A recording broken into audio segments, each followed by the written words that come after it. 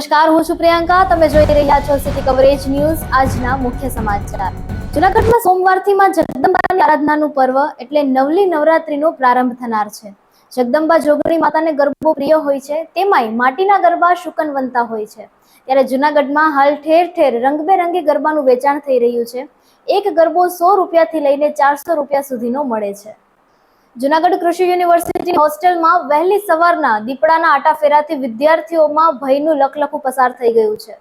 કૃષિ યુનિવર્સિટીના કુલપતિ ડોક્ટર વીપી ચોવટિયાએ જણાવ્યું હતું કે હોસ્ટેલમાં આવી ચડેલો દીપડો પગથિયા ચડી પહેલા માળે આવેલ બાથરૂમમાં ઘૂસી ગયો હતો.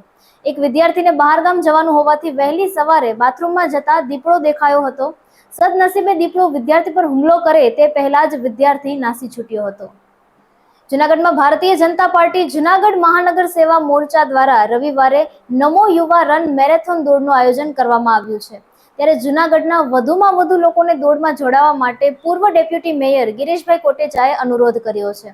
ખાસ કરીને યુવા વર્ગને અપીલ કરતા પૂર્વ ડેપ્યુટી મેયર ગિરીશભાઈ કોટેચાએ જણાવ્યું છે કે દેશના વડાપ્રધાન નરેન્દ્ર મોદીના 75મા જન્મદિવસ નિમિત્તે નશામુક્ત ભારતના સંકલ્પ સાથે આ દોડનું આયોજન કરાયું છે.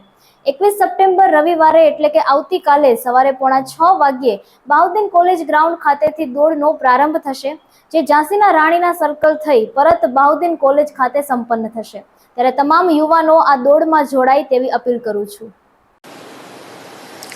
આ દેશના વડાપ્રધાન, યશસ્વી વડાપ્રધાન, જેને આપણે વિશ્વગુરુ કહીએ કે તો એ કંઈ એમાં ખોટું નથી, એવા વડાપ્રધાનનો 75મા જન્મ દિવસે યુવા સંગઠન મારફત બાઉદ્દીન કોલેજથી ઝાંસીની રાણી મોદીની મેરેથોન દોડનું આયોજન 21 તારીખે કરેલું છે. બધા યુવા સંગઠનો જે છોકરાઓ મહેનત કરે જ ને એને પણ હું ધન્યવાદ આપું છું, કારણ કે આ બધું આયોજન કરવું બહુ અઘરું હોય છે અને આ તો આપણા માટે સૌથી બેસ્ટમાં બેસ્ટ દિવસ છે. આપણા સાહેબનો જે જન્મદિવસ છે, મોદી સાહેબનો. આજ હું સવારથી ટીવીમાં જોઉં છું, વર્લ્ડ આખાના જેટલા પણ રાષ્ટ્રપતિ છે એ બધાએ પણ નરેન્દ્ર મોદી સાહેબને ખૂબ ખૂબ અભિનંદન અને એનું દીર્ઘાયુ આયુષ્ય માટે પણ બધાએ પ્રાર્થના કરી. અમે પણ યુવા સંગઠનને ખૂબ ધન્યવાદ આપું કે આ છોકરાઓમાં પણ એક ઉત્સાહ છે. સાહેબનો જ્યારે મોદી સાહેબનો જન્મદિવસ છે ત્યારે એનામાં પણ જબરજસ્ત ઉત્સાહ છે. એની મહેનત, કારણ કે આ નશા મુક્તિ માટે પણ આ લોકો જ્યારે ઝાંસીની રાણી સુધી બાઉદ્દીન કોલેજથી અને પાછા ઝાંસીની રાણીથી બાઉદ્દીન કોલેજ સુધીની આ દોડ રાખી છે. આમાં બધા ભાગ લઈ અને બધા ખૂબ સરસ આયોજન બદલ હરેક યુવા સંગઠનને ધન્યવાદ આપું છું અને સુખ શાંતિથી આપણું સરસ મેરેથોન દોડ છે એ પતે એવી પરમ કૃપાળુ પરમાત્માને પ્રાર્થના કરું છું. ફરીને મોદી સાહેબના માટે આખા વર્લ્ડની અંદર અત્યારે બધા ઉત્સવ મનાવે છે, તો આપણે પણ એમાં પૂરેપૂરું દિલથીને કામ કરવું જોઈએ એવી પ્રાર્થના કરું. ભારત માતા કી જય, વંદે માતરમ, જય જય ગરવી ગુજરાત. જૂનાગઢના વોર્ડ નંબર 2 માં આવેલ પ્રેરણાધામ 1, પ્રેરણાધામ 2 અને કલાપીનગરમાં અશાંત ધારાને લાગુ કરવાની માંગણી ઉઠી છે. આ અંગે સ્થાનિક લોકોએ ગૃહમંત્રી હર્ષ સંઘવીને સંબોધીને આવેદન જિલ્લા કલેક્ટરને આપ્યું છે. આવેદનમાં જણાવ્યું છે કે અમારા વિસ્તારમાં બિન હિન્દુઓનો વસવાટ વધતો જાય છે, જેના કારણે હિન્દુઓને હિજરત કરવાની નોબત આવી છે. જય સિયારામ. મારું નામ છે કિશનભાઈ બુહેચા, રહેવાસી. હવે હાલમાં અશાંત ધારાને લઈને જૂનાગઢમાં ખૂબ જ માંગ ઉઠી રહી છે અને અમને એવું લાગે છે કે થોડીક પ્રક્રિયા તંત્ર દ્વારા ધીમે ધીમે ચાલે છે. તે અશાંત ધારાની પ્રક્રિયાને જલ્દીથી જલ્દી લાગુ કરવામાં આવે તે બાબતે અમે આવેદનપત્ર દેવા આવીએ છીએ. મુદ્દો એ છે કે અમારી સોસાયટીમાં છેલ્લા ઘણા સમયથી મકાનોની લે વેચ વિધર્મીઓ દ્વારા થઈ રહી છે. આ વિધર્મીઓ અમારા મધ્યમ વર્ગીય રહેવાસીઓને લાલચ આપી, વધુ કિંમત આપી અને તેમના મકાનો ખરીદે છે. પરિણામ શું આવે છે કે અમારો હિન્દુ સમાજ પલાયન થઈ જાય છે. એમની રહેણી કહેણી, એમની ખાણી પીણી તે અમને અનુકૂળ નથી આવતું અને તેમાં અમને તાલમેલ નથી બેસતું. આ જ રીતે અમે આવેદન દેવા આવ્યા છે કલેક્ટર સાહેબને કે જેટલી જલ્દી